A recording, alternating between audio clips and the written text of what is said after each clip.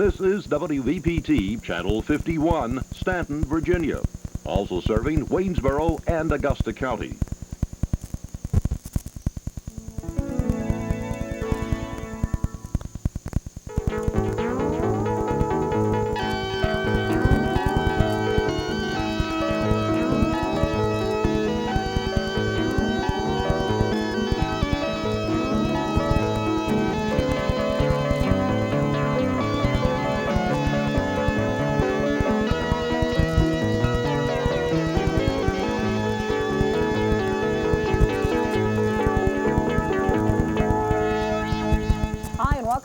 Assignment the World for the week of January 7th, 1988. I'm Ginny Batchelor. Our top story this week, a new year brings new tensions in the Middle East.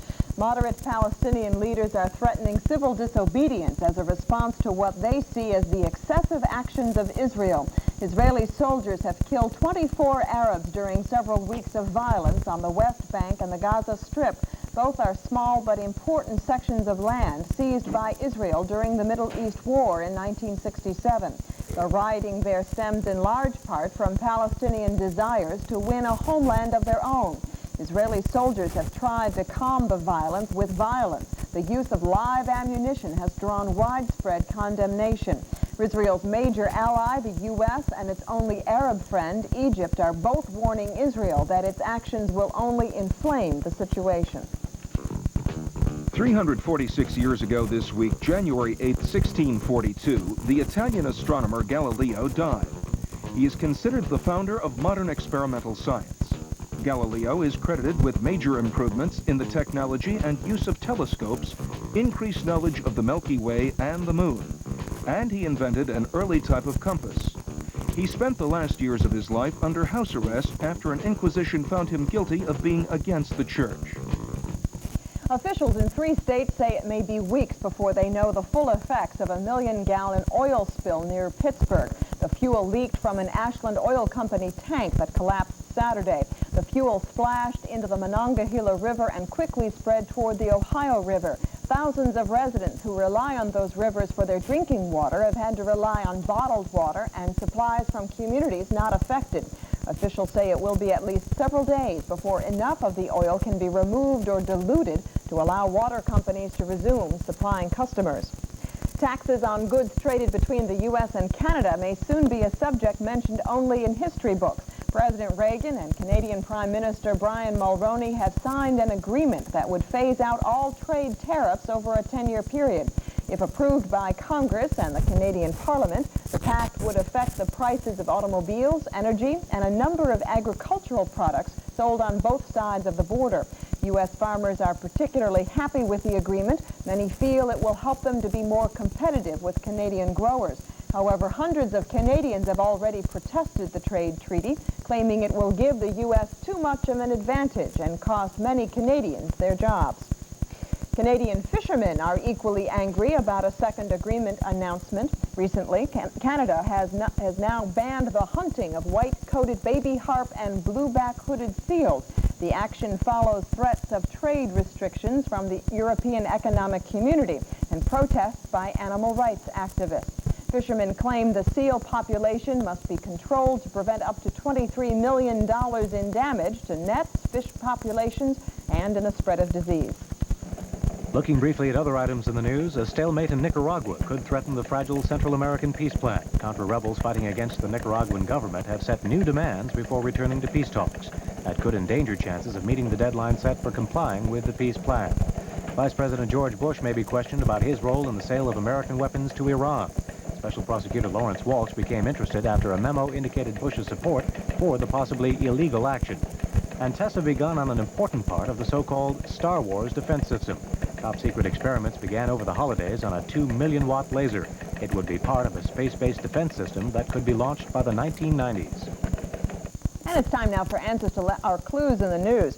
Unscrambling our first clue gave you Kennedy hearings. After a holiday recess, the Senate Judiciary Committee is scheduled to resume its confirmation hearings soon on Supreme Court nominee Anthony Kennedy. Kennedy is not expected to face any of the controversy that doomed the nominations of President Reagan's first 2 choices to replace retiring Justice Lewis Powell. Objections to Kennedy raised so far include fears about his views on abortion, his sensitivity to minorities, and his commitment to the Bill of Rights. Despite those, Kennedy is expected to win easy approval from both the committee and the full Senate. Our second clue gave the location of Brigham City, Utah, site of testing over the holiday of the booster rocket designed to lift the shuttle into space. The news from that test seemed at first to be good.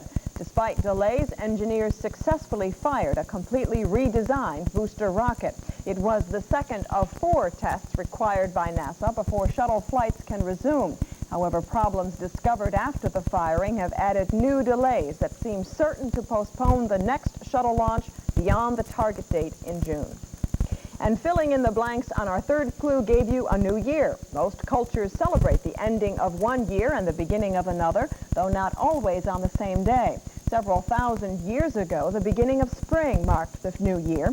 In 153 BC, the Romans changed that to January 1st, the date elected officials took office.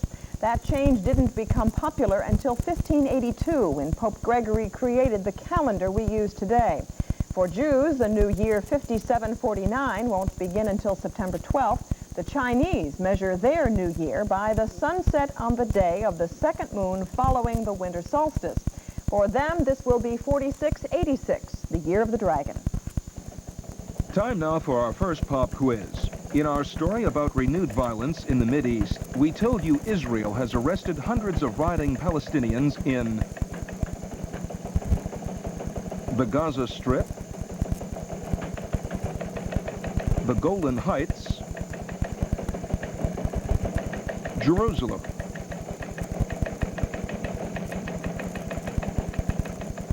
And the correct answer is number 1, the Gaza Strip. One of the country's coldest cities is now home to what may be the world's largest thermometer. International Falls, Minnesota took delivery of the thermometer this week. Thermometers of whatever size may have been in use for close to 500 years. As Wyatt Doremus reports, it is an instrument you may think you know a lot about, but don't. It's easy to explain what a thermometer is. It is very simply an instrument that measures temperature. And of course you might say, why do we need a thermometer to tell us if it's hot or if it's cold? Because we can tell. But as early as the 1500s, scientists realized your body can be fooled. Over the next 400 years, they devised a series of steadily more accurate instruments and different scales by which to measure them. Today, there are very few aspects of your life that are not affected by thermometers. They're used in agriculture, electronics, and medicine. Cryogenics, for example, allows the freezing of human organs, blood, or corneas from your eye. So that maybe in 10 or 15 years or 40 years from now, if you need a cornea, they can go right to a freezer and get you one and help your eye. Improvements have helped take thermometers from your mouth and put them on your forehead. There are specific thermometers for cars and fish tanks. You won't have to believe your parents anymore while getting dressed in the morning for school. Your clothes will tell you. There's that little jacket waiting for you, or that sweater, and it says that it's 40 degrees outside. Put me on. What's in the future? Take a thermometer and liberal helpings of computers and microchips. Little microchips in different rooms. Maybe they can talk. And every once in a while they hear, living room temperature 85, and you know, oh my goodness, we didn't put on the air conditioner there. Maybe they'll even turn on the air conditioner automatically. That much of that may be news to you is the reason for the newly formed National Thermometer Information Council. If you'd like to know more, you can call or write them in New York City. For Assignment the World, I'm Wyatt Doremus. 199 years ago this week, January 7th, 1789, the first presidential election was held in the United States. Unlike today, there were no formal nominations for candidates and no general vote by the public. The choice was left to members of the Electoral College. George Washington won with 69 electoral votes, the maximum possible under the new system. John Adams received 34 electoral votes to become vice president. Food, the federal deficit, and wild horses. Those are the key elements to a growing controversy in Washington. The federal government is in the 15th year of a program that involves rounding up wild horses and burros from public lands in 10 western states. The animals can then be adopted by ranchers or private families willing to pay up to $125. The number of adoptions has dropped in recent years, at the same time that the cost of feeding the horses has risen above $7 million. Opponents, like the director of the Bureau of Land Management, wonder how the nation can justify cutting programs for the poor when it is paying millions to feed excess horses no one wants. The government says the original intention of the program, protecting animals that are symbols of the Old West, has succeeded too well. Officials say there are now too many horses and that putting the animals to sleep may be the only answer. Animal rights groups say killing the horses is not a solution. They say the government has not done enough to advertise or promote the program. They claim many of the horses rounded up each year are too old or sick to attract owners.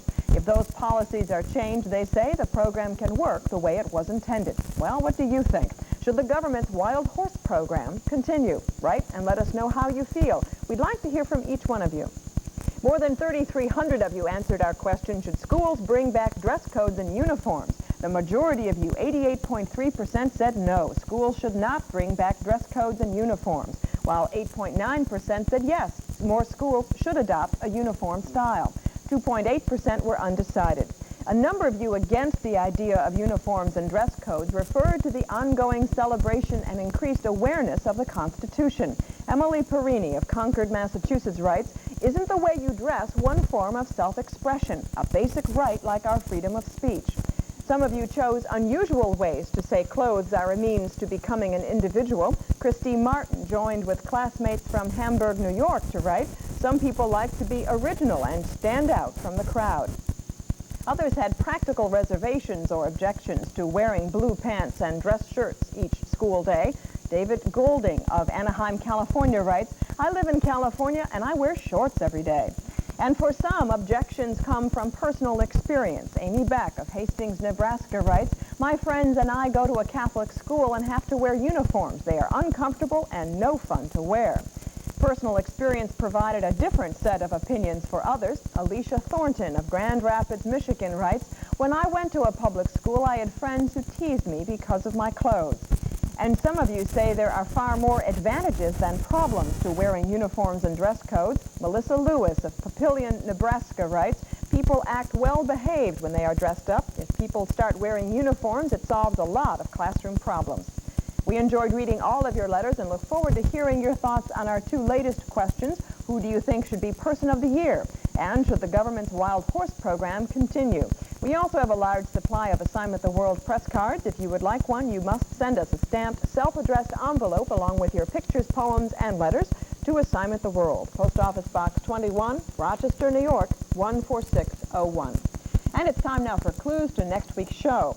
Our first clue is a fill in the blanks. It's two words, blank blank L, P blank A blank blank FF blank.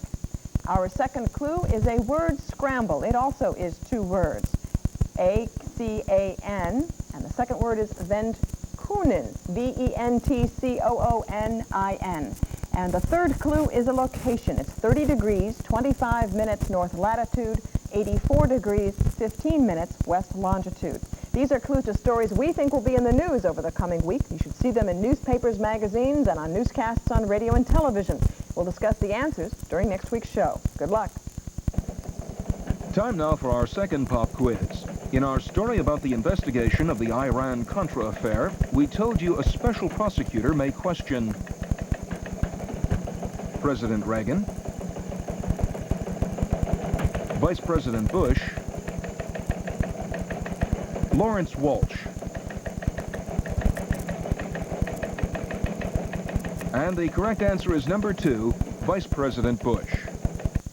Finally, if the holidays have made you hanker for something different on your dinner plate, you might try Mesopotamian. Researchers at Yale have turned up 3 clay slabs full of recipes that Babylonian chefs used 3,600 years ago.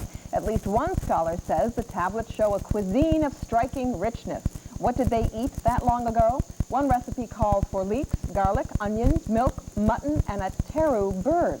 That's it for this week's show. From all of us here at Assignment the World, I'm Ginny Batchelor. We'll see you again next week.